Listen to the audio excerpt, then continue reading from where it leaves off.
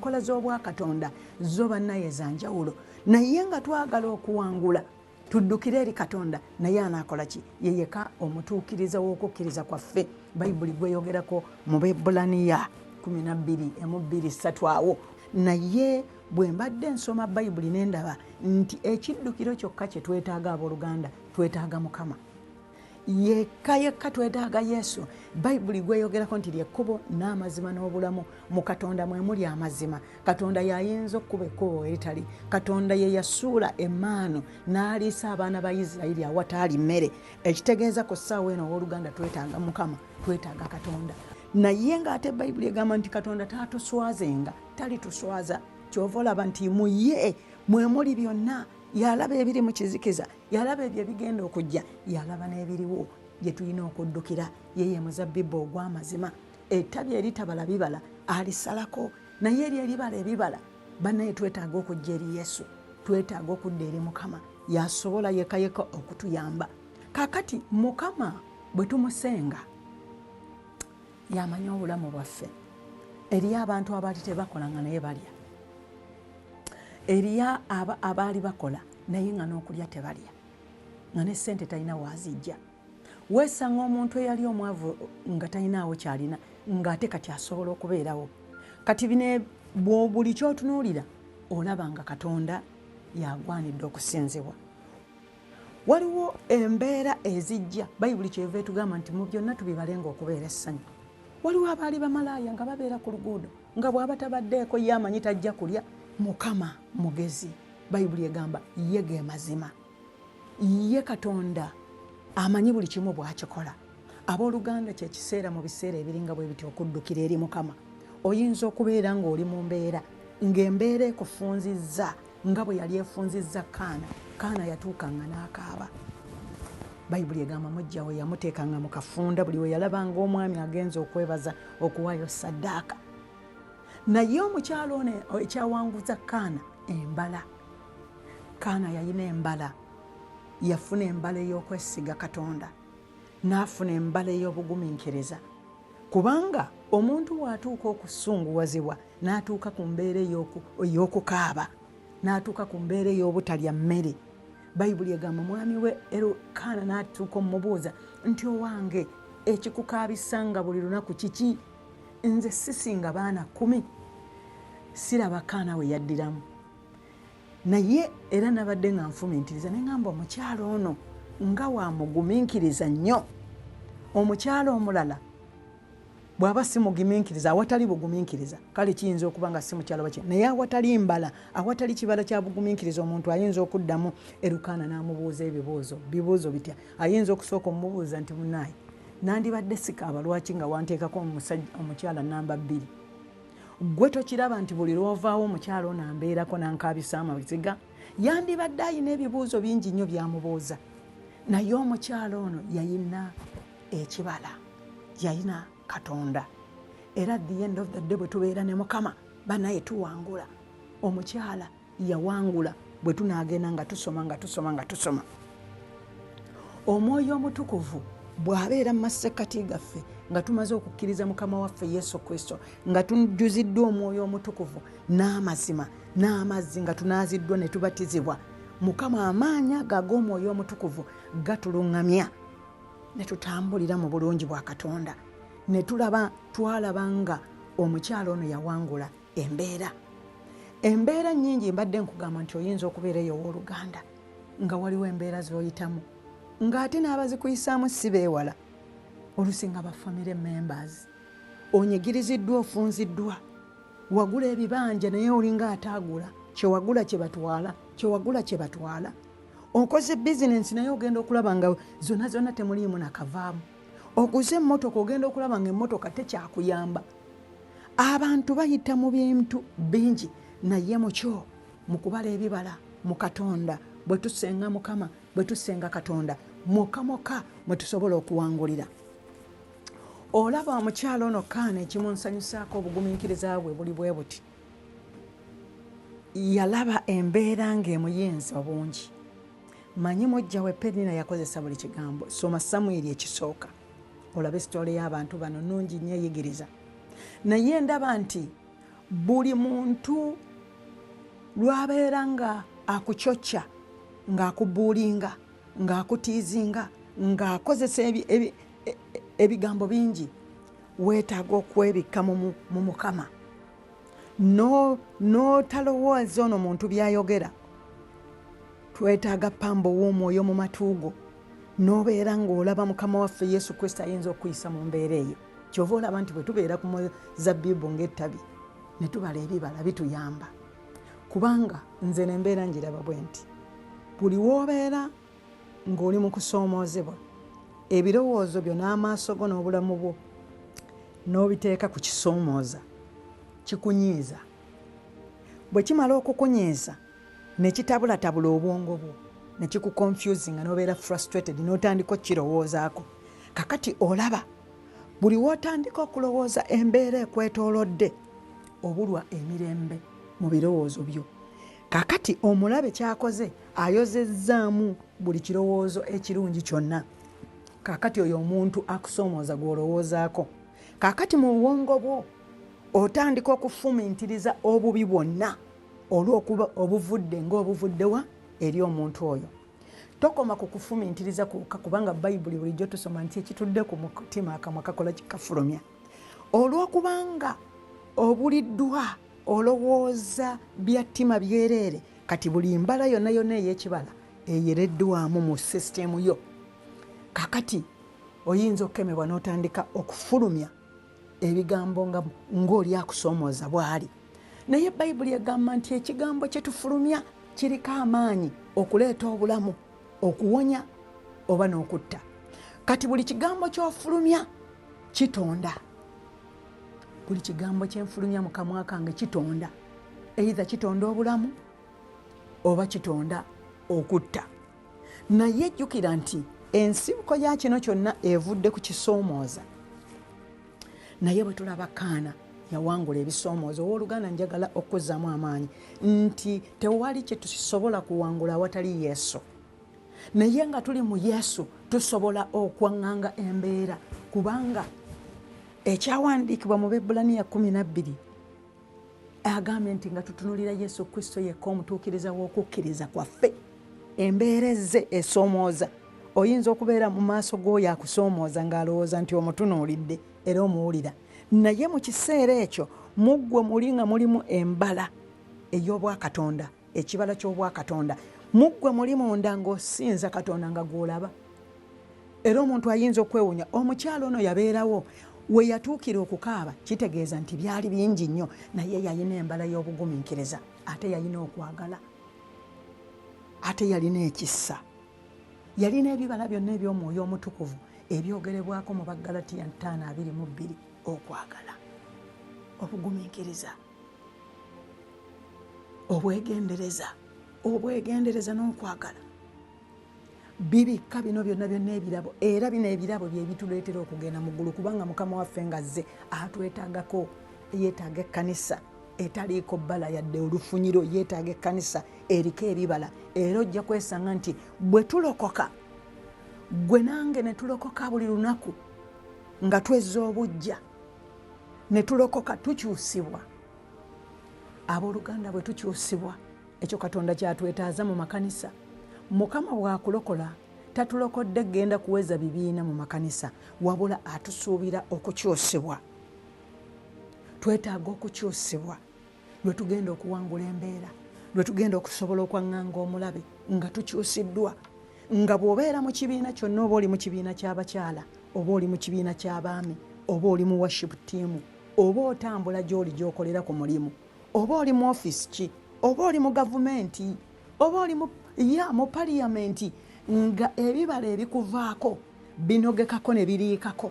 Era abakulinaana baagala nnyo okulinaana, kubanga oli muntu wambala. Omuntu w'embala alinaanikika, omuntu w'embala akuleeta okukola ebiri mu ggwe. Kyova olaba nti owooluganda oyinza okubeera nga ekifo ky'olimu nga si kituufu. Waliwo ebifo bye tubeeramu nga si bituufu. Bwe tukkiriza Mukama waffe tujjuzibwa omwoyo omutukuvu. Waliwo ekyawandiikibwa ekigamba nti, nkisomyeko mu Yokaana nga kigamba nti ng'empewo bwekunta ng'egenda nga edda eno edda eri, n'omuntu akkiriza mukama waffe bw'atyo bw'ojjuzibwa omwoyo, omwoyo omutukuvu gyakutwala gyakuzza tomanya na gy'olaga, wabula omwoyo omutukuvu yakuluŋŋamya kubanga ye amanya ekifo ekituufu w'oteekwa okubeera. Olunaku olwaleero owooluganda oyinza okubeera nga waliwo ekifo ky'olimu ng'okaaba naye ng'ate waliwo kyoweebuukako by'ebibala eby'obwakatonda, kyoweebuukako amagezi ag'obwakatonda n'okumanya n'okutegeera. Kati obwongo bwo ne bukuwa okuyiiya okumanya nti buli lw'embeera nga ndi mu mbeera neetaaga kukola ki.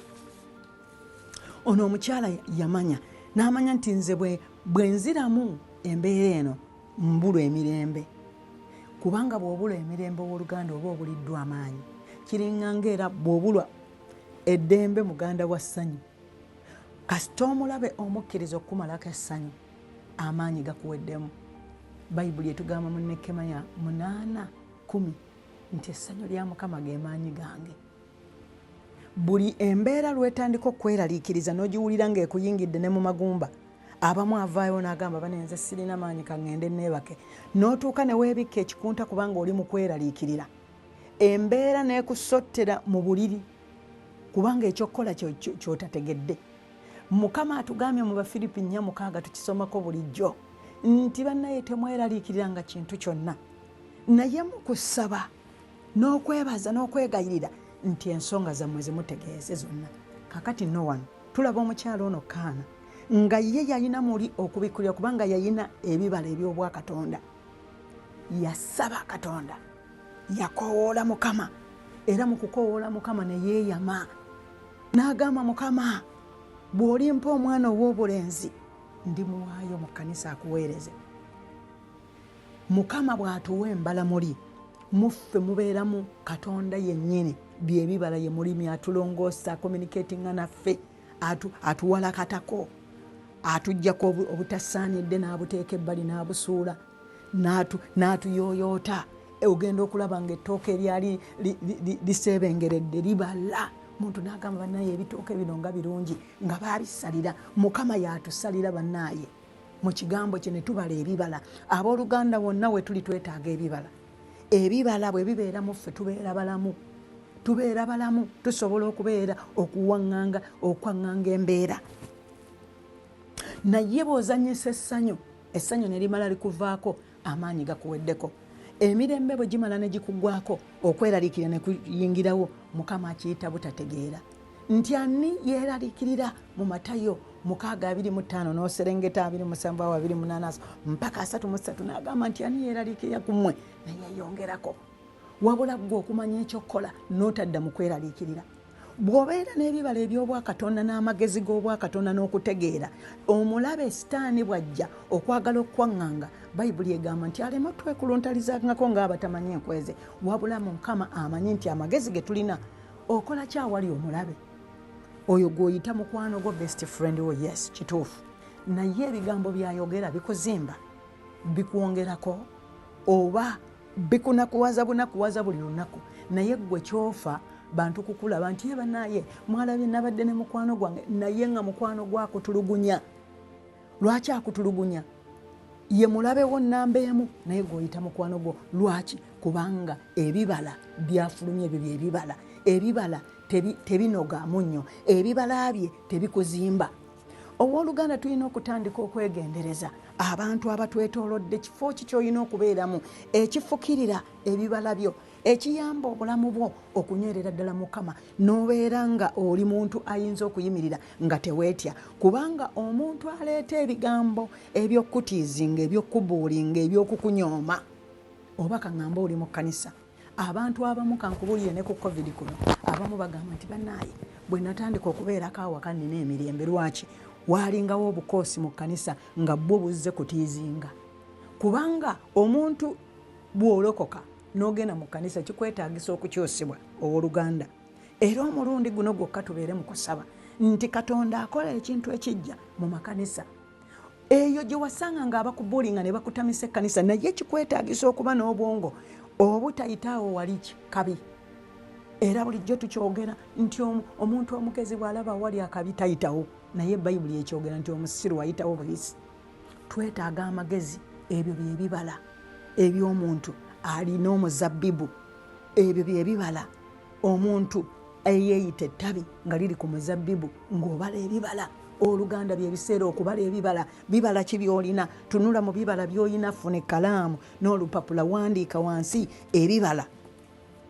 Bw'osigala mu mirembe obeera ng'osobola okweyamba. Omukyala ono yakozesa nnyo ebigambo ebiri mu Zabbuli 37. Ebigambo ebiri mu Zabbuli 37. Omukyala ono Kaana yayina embala. Yayina embala. Waliwo ekigambo wano ekigamba nti yayina embala. Katusooke tulabe mu Zabbuli 37. Tulabe Kaana bigambo ki bye yakozesa. Ebigambo eby'amagezi gwe nange bye tugenda okubeera nga twetaaga okubeera nga tuwangula. Twagala tubeere nga tusobola okukola ki? Nga tusobola okuwangula omulabe bw'aba atugiridde mu biseera ebiringa bwe bityo. Kakati oli awantu omuntu ayagadde okumalako emirembe, naye kitwetaagisa amagezi, twetaaga ebibala owooluganda. Twasoma ekyawandiikibwa mu Zabbuli 37. Mukama n'agamba nti teweeraliikiranga lw'abo abakola obubi, so tokwatibwanga bujja kw'abo abakola ebitali bya butuukirivu. Kakati nkugereza owooluganda, waliwo ekintu ekibadde kikubonyaabonya. Waliwo omuntu gw'oli naye gwe omwagala 100 ku 100, naye ye buli ssaawa akweraliikiriza. Kakati akabuuzo kali nti akwagala? Ebibala ebimuvaamu bimukwagaza? Oba agezaako okukweraliikiriza n'okuvuma okusobola okulabika nga nnyeka omutima gwo? Okimanyi nti bw'obeera mu kweraliikira toba n'amagezi gakola bintu by'amagezi. Omuntu essanyu, muntu ng'ojjudde essanyu n'emirembe lw'osobola okukola ebintu eby'amagezi. Njagala okukuzzaamu amaanyi n'okuwa amagezi n'okukuzzaamu amaanyi okusinziira ku bye tufuna wano. Manyanga ebifo by'oteekwa okubeeramu.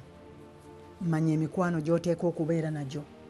Okubeera n'emikwano, omuntu oyo bw'abanga omwagalanye era nga kuyisa bubi, tekitegeeza nti nno buli mukwano olina kusula waagwo, oba nti 24/7 olina kubeera na mukwano ogwo.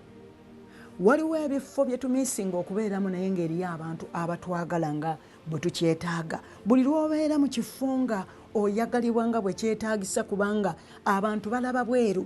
Byonna twabiyiga nga bwe tubadde tugamba nti kati tulaba amaka, tulaba community, tulaba church, tulaba emikwano, tulaba omukyala n'omwami, tulaba gavumenti, tulaba ebitongole eby'obwakabaka. Nga bw'osoma Bayibuli wano wonna kyetaagisa omuntu okubeera n'ebibala eby'omwoyo omutukuvu okusobola embeera n'ekifo ky'olimu. Ne bw'obeera ng'oli mukulu nga gwaliidinga, kikwetaagisa okubeera ddala ng'olina ebibala eby'obwa Katonda, era kikwetaagisa okufuna Yesu n'okkiriza Yesu. Kaakati n'agamba nti kubanga abo n'agamba olwokusatu nti weesigenga Mukama. Weesigenga Mukama, okolenga obulungi, beera nga mu nsi ogoberere obwesigwa. Gwe wennyini ng'oli mwesigwa, omutima gwo gulimu obwesigwa, okola bulungi. Omuntu ne bwakayuka. Okimanyi nti omuntu buli lwabeera ng'ajjudde obusungu, ng'ajjudde okuyomba, nga bwe tulaba Penina. Nagamba luli ne ŋŋamba nti buli muntu wabeera walibeerawo Penina akucocca, wabeerawo ebisoomooza, wabeerawo Penina, naye kibalenga bw'oti. Buli w'obeera mu bulamu bwo nga waliwo Penina, gabalenga okubeera amadaala agakutuusa ku ekyo eky'obuwanguzi. Ba Penina weewaawo babeera batutigomya, n'akutigomya, naye kikuleetera okwezuula. Ekibi kikuviirengamu ekirungi. Soma Baluumi 8:28. N'olwekyo totya. Ono omukyala teyatya, wabula kye yakola yagenda ku maviivi. Penina akusindikiriza okutuuka ku destiny yo. Bw'oba olina w'oli, ekyo kyakola kikuviiremu ekirungi, gw'omulaze ekissa, omusasudde bulungi.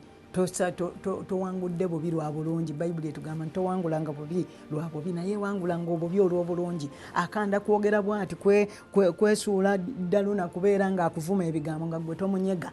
Okimanyi nti ekyo ate kye kisinga nnyo okumunyiiza okusinga lwe wamudimuzzeemu. Bw'omuddamu oba omuwadde amagezi go, amanya ekikutudde ku mutima. N'olwekyo okuva olwaleero nkubuulira ekigambo eky'amagezi mu ggwe ekibala.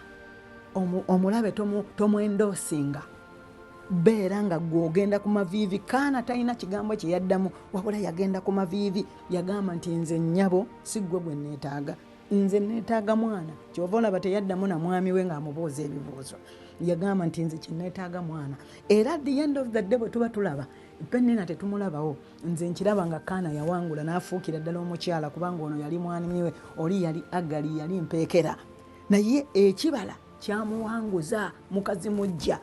Omanyi nti nno ekibala ekiri mu ggwe kye kikuwanguza okubeera ekyo ky'oli, n'owangula embeera eya community, ey'obufumbo bwo, ey'essomero gy'oli, ne bw'oba oyigganyizibwa. Ekibala eky'obwakatonda twetaaga Yesu, twetaaga omuzabbibu ogw'amazima era nga kitaffe ye mulimi. Twetaaga Yesu. N'olwekyo abooluganda njagala okubategeeza nti omukyalo ono yagenda mu maaso n'agamba nti nze nja kugoberera okukola obulungi, n'agamba nja kusanyukira mu Mukama, naye anampanga omutima gwange kye gwetaaga. Kaana n'asanyukira nga mu Mukama. Weewaawo bwe yagenda mu kyaki, Bayibuli egamba nti omusumba ono omutima gwa Kaana gwali gumuluma, naye Bayibuli egamba omusumba ono yalaba bulabi, teyalaba kusaba kwa Kaana nnyeri, naye mu mutima gwe munda ng'omutima gumuluma ng'ategeeza Katonda. Naye omusajja ono yalaba mimwa nga gye ginyeenya, n'amugamba oliko maddi okujja nga wano ng'onywedde omwenge otamidde. Kaana n'amugamba munnaaye omuzaanawo tatamidde, naye afusse byonna ebimuli ku mutima. Owooluganda yiga okufuka ebikuli ku mutima byonna. Ofuna ng'akaddeko n'oyiga okusaba n'odda mu kisenge. Okimanyi nti bw'odda mu kisenge n'okaabirira Katonda, yimusa eddoboozi, kaabirira Mukama, yiga okusaba. Osaba okaabirire Katonda. Bayibuli egamba naye anaakituukiriza. Olugendo lwo luyiringisizenga ku Mukama era weesigenga oyo naye anaakituukiriza. Mukama yekka gw'oba oyiringisirizaako ebigambo. Todduka kuddira mawulire gano omulaba akuliko akucocca eno ki, ate odduka mu mikwano emirala ate tomanyi nti ate egyo gigenda kuzzaayo eri ate ofuna olutalo olungi ennyo. Bayibuli egambye nti seguliranga obusungu, ogoberere emirembe, okolenga obulungi. Era agamba nti amakuba g'omuntu omulungi gategekebwa Katonda mu Zabbuli 37 olunyiriri olwabiri. Ebigambo ebirungi biri wano bannaaye abooluganda, beera ng'obiwandiika. 37 olunyiriri olwabiri mu 3 lugambye nti olugendo lw'omuntu lunywezebwa Mukama era asanyukira ekkubo lye. Newankubadde ng'agwa talusuulirwa ddala wansi kubanga Mukama amunyweza n'omukono gwe. Okiwulira? Newankubadde ng'agwa. Ekyo kikutegeeza nti nze waliwo ebiseera we binnema, naye kitwala omuntu anninaanye ng'alina ekibala ky'obwakatonda okutegeera nti ndowooza mmeeyi olwaleero kimulemye. Bw'obeera n'omukwano omutuufu ogulina ebibala gukusitulirako, n'akozzaamu amaanyi n'agamba Bayibuli egamba omutukuvu agw'emirundi 7 naye Katonda asobola omulokolamu buli kimu kyonna. Naye omuntu atalina bibala agenda kukomerera. Ekyo kye kiseera omuntu kyagenda okutandika okwogera ebinene. Banaye Meyi yagwa, mumulabiraawo yagwa. Kitwala omuntu alina ebibala by'obwakatonda amagezi g'okubeera nga gaziba obujja okulaba omuntu. Bayibuli egambye nti nabwagwa Mukama amunyweza. Newankubadde ng'agwa, soma Zabbuli 37 olunyiriri olwabiri mu 4. Sikugambye nti genda ogwe. Naye omuntu yenna tuli bantu abooluganda. Kyova olaba nti waliwo ekisa kya Katonda ekituyamba. Buli lunaku tulokoka. Tewaliwo superstar. Katonda yekka atulokola lwa kisa abooluganda. Buli lunaku kinneetaagisa okwenenya. Ntambula nga ndowooza bubi, ntambula nga njogera, ntambula nga sikola bulungi, naye kinneetaagisa buli lukedde neneenenya. Owooluganda tukiyiga kino era ngamba nti Mukama Katonda wange neenenya mu maaso go bye ndowooza ebitaliiyo, bye nakola ebibi. Owooluganda byokoze ebibi nsaba naawe osaba n'ogamba nti Mukama nnyamba.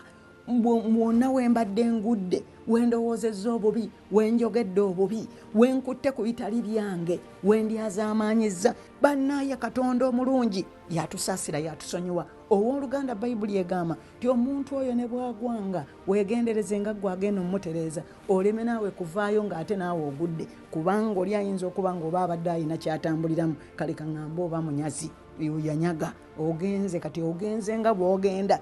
Olutuuka wali obusungu bukukutte, akati naawe ekirabo ekivuddeyo ate ekirala kya busungu. So banaye tulina okwekuuma nga tuwanirigananga, nga tubeeragananga. Ekyo Katonda kye yatuteerawo okubeera nga tulina community, tulina ekkanisa, tulina wetuyambibwa, tulina bakama baffe, tulina bamaama baffe tuyambibwa, twetaaga buyambi. Abooluganda nja kubategeeza nti nze ne Meyi neetaaga kisa. Manyi nti Katonda yekka yannyambye olw'ekisa. Siri wano lwakuba nti ndi mutukuvu nnyo, nti buli lunaku nkola bulungi. Buli wenkola obubi mbeera ng'omuntu bw'osiimuula ennyumba. Buli lw'olinnya nga waliwo akalumira n'oleeta ekisiimuula n'osiimuula. Abantu bwe tutyo bwe tuli, tunyiiga. Yadde tuba tetwogedde naye omuntu akutunuulira n'akunyooma n'amaaso, ekyo kibi. Omuntu abeera eri ebbali n'akugeya, ekyo kibi. Omuntu akuvuma n'atuula eri n'akutuulako emboozi, ekyo kibi. Ebibi bingi. Naye abantu bagenda balondamu gundi yakola bwati, gundi yakola bwati, naye ng'ate naawe omuntu waliwo ebibi by'otuulidde. Bayibuli kyeva egamba nti munnaye nga tonnajjako kooli ku liiso weetunulemu. Bannaye tulina okubeeragana. Naye Bayibuli wano egambye nti Mukama anaatunyweza ng'atuwanirira. Katonda enjiri gy'atuyitidde si yakubeera kulyonkoma bantu kusala misango, ate abantu basuulayo obusuuzi. Omuntu omulabi azze mu kyaki anywerera ku gwe walokoka dda n'ekigambo okimanyi, naye mu kifo ky'okumusitula omuliko omunyigiriza omuzza wansi, omuliko omugeya. Enjiri bannaye tubuulire Yesu. Bannaye tubuulire Yesu omuzabbibu ogw'amazima nga ne kitaawe ye mulimi. Agambye nze muzabbibu mmwe matabi, abeeramu nze nange muye, oyo abala ebibala. Ebibala bireeta obulungi, ebibala bizzaamu amaanyi, ebibala bye bireetera abalala okulokoka, ebibala bya kigambo kyakwagala. N'agamba bannaye mwagalane nga nange bwe mbaagadde. Bannaye nsaba ekisa kya Katonda ekirokola era ekituwanguza kibeere ku ffe. Mukama bannaye twenenye mu maaso ga Katonda. Twetaaga Yesu. Oyinza okubeera awo olunaku lwaleero ng'oyagala kulokoka. Mu linnya lya Mukama waffe Yesu Kristo nkusabira Mukama okukulokola, Mukama okukuyamba olwaleero. Mukama lokola omutima gwange nange. Mukama lokola obulamu bwange, entambula zange, endowooza zange. Mukama nsobozesa Mukama olw'ekisa kyo onyambe okubuulira enjiri eno mu mazima ne mu mwoyo, kubanga sigibuulira olw'amaanyi gange, sigibuulira olw'obuyinza bwange, sigibuulira olw'obumanyirivu ennyo. Era n'omulala bw'ati ali eyo, nkusabira ekisa kya Katonda kikuwanirire obuulire enjiri eyimiridde ku musingi ogw'amazima n'okwagala. Si kugibuulira nti olabike, si kugibuulira nti otwale ekitiibwa ky'obwa Katonda, naye okusigala ng'erinnya lya Mukama waffe lyerigulumizibwa, kubanga Mukama ye muzabbibu Yesu, era ffe matabi, era kitaffe ye mulimi. Mukama ng'otulongoosa tweyongera okubala ebibala. Mukama twagala okubuulira ku bwakabaka bwa Katonda. Obwakabaka bwa Katonda bunaatera okujja. Gwali ayo ng'oluddewo, gamba Mukama nannyini eggulu n'ensi oli nange. Mukama nva mu bubi era nze ntambulira mu bulungi. Mukama nsegulira obusungu era ŋŋendera goberera mirembe. Mukama ndaga ekifo ekituufu kye nina okubeeramu. Mukama nkwebaza nnoonya kkanisa, njagala ompe ekkanisa enenzimba enennyamba mu kigambo kya Katonda, nsobole okulokoka, nsobole okunywera, nsobole okufuluma eyo. Ne Mukama nange mbeere omujulirwa omutuufu. Mukama ayagala abajulirwa abatuufu. Bwe tubala ebibala tubeera ababuulira enjiri nga tuyimiridde ku musingi ogw'aba Katonda. N'olwekyo mu linnya lya Yesu gw'ayagala obulokozi, gamba nti olwaleero Mukama nkusenga, ntegedde ekigambo kyo Mukama nti bwe mba sikulina sirina kye nnyinza kukola, bwe mba siri naawe sirina kye nnyinza kukola. Mukama mbaze ebibala nsobole okutambula nga ndi mulamu, nsobole okutambula nga ndi muwanguzi, nsobole okutambula nga nina essanyu, nsobole okutambulira nga ndiko ekisa ky'obwa Katonda mu linnya erya Yesu Kristo Mukama waffe. Amen. Mukama akuwenye omukisa. Manya nsigadde Meyi Kawaala.